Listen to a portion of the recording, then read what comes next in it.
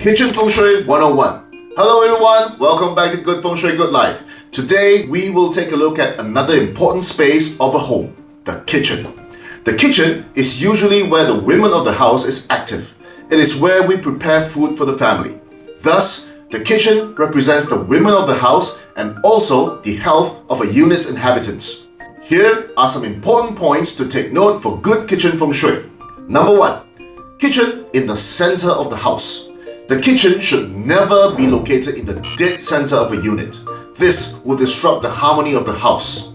The central sector of the house should be kept passive and the qi flow should be kept peaceful. If you have this problem, move your stove away from the center of your house. Number 2. Stove located under a beam.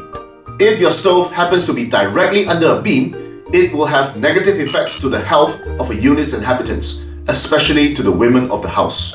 If you have this issue, move your stove. If moving is not an option, fix a cabinet or exhaust unit on top of the stove so that we can cover the beam. Number 3.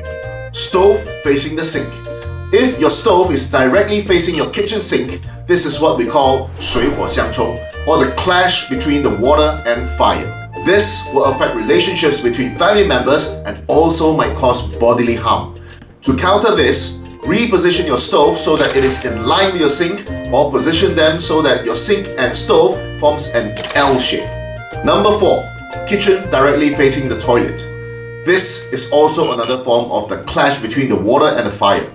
If you're unable to change the position of either rooms, use a sturdy door for your toilet and keep the door closed when not in use. Do not use flimsy PVC doors as they might not be able to keep the moisture and the water qi within the toilet.